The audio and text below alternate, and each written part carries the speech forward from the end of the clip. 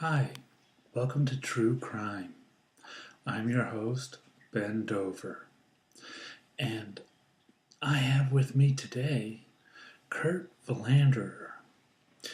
He is the Swedish police officer you may remember reading about, who solved a really big case in Skane, Sweden. This murder case involved the deaths of Johannes and Maria Laverne, and they were murdered by a former police officer named Rune Bergman and refugees Andreas Haas and Lothar Kravchuk. Thank you for joining us today, Kurt. You're welcome. I would like to start by asking you, how did you juggle your father's medical issues that you had to deal with and your recent breakup with your wife? I can tell you it was not easy. It was a lot of jumping from my father and helping him with his disease and memory loss, and then me having to deal with my daughter and wife, like me not being able to see them after it being such an importance to me. And I cried some nights, and it beats people down, and I barely was able to juggle it with the case. But thank God I got those Johannes and Ron Bergman and Lothar Kravchuk, and I got them and put them behind where they should be. Good. So how did it feel to know that one of your very own, a police officer, committed such a heinous crime? It felt unsettling that I felt one of us, a police officer, who we are supposed to protect the people, went down as low as a criminal and committed such heinous crimes. Right. But can we trust the police ourselves? Yes, just like in any religion or group, there are going to be radicals, and there are going to be people who will disgrace the name. But they don't represent all. No, they do not represent all. Of course. What are your opinions on the leak of information? I feel that it was really low for someone to do that just for a quick buck when it infringed on a police investigation. Of course, and that could have really hurt the investigation. Is that correct? Yes, it did. I mean, because it stopped us from finding out more information, because people would be scared and they would run away in fear, or they would try to get in the way of it. Right. Yeah, I can imagine.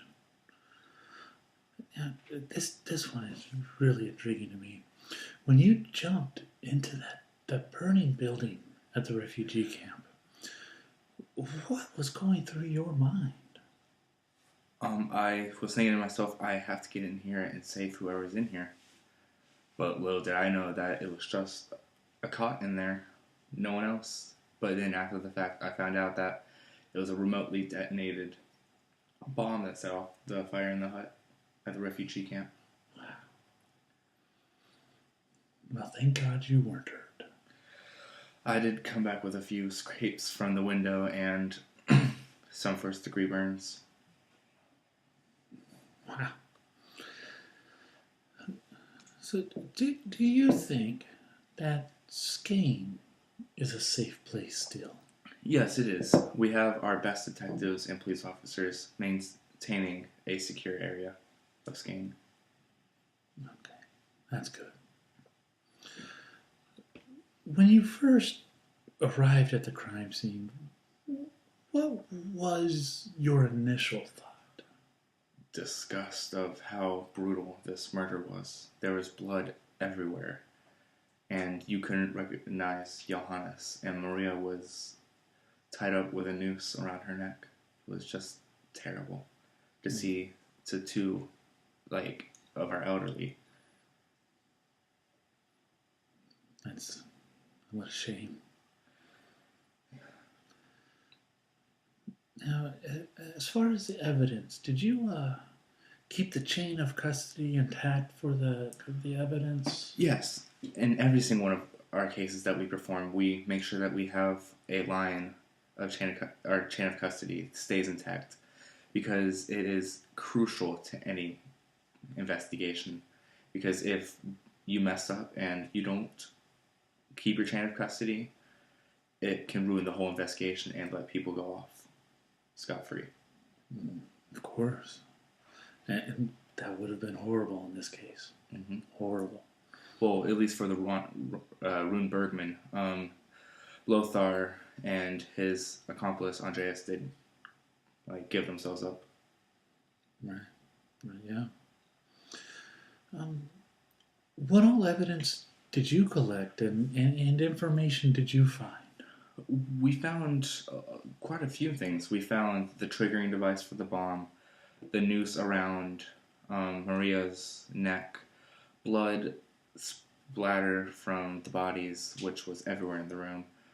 We had a cast of a footprint. I had a strange call that was called into me saying that if we didn't get the right people, that they would start burning places, sort of like lynching. I found out that Johannes had a mistress and a lot of money from his father during World War II. Wow. Yeah. It's a lot of evidence, hard to find. A lot of skeletons in the closet. Don't we all have a few? What was the one thing that always perplexed you throughout the case? The whole case was really confusing. It had me on the edge of my seat, as I bet it did you guys when you were listening in.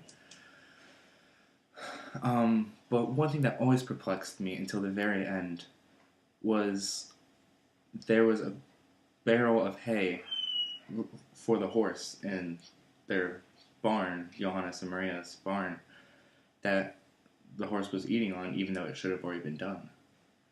And it always perplexed me, why was that there?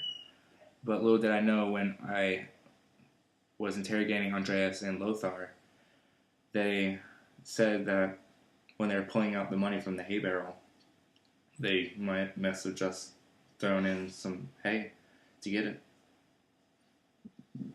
Interesting. And finally, is this your hardest case, or? Oh, by far it's the hardest case I've had. I mean, it had me at the edge of my seat, had me on my tippy toes. I was going into places not knowing whether I would get information back, and I don't know how I pulled it off, finding out all this information. But there are still many to come that could trump this one. Of course. And we all appreciate your service and your dedication. It's what I'm not in it for me. I'm in it for the people, and I don't need a thank you, but thank you. You heard it here first. Kurt Valander, cop, hero. Thank you for joining us today. I'm Ben Dover. I look forward to seeing you next week.